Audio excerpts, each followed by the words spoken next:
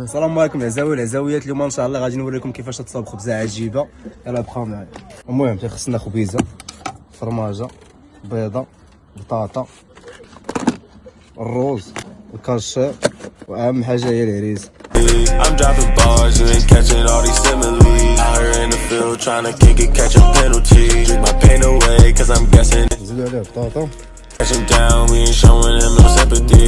The ones that gon' hurt you most gon' be your family. Cup full, but lately my heart empty.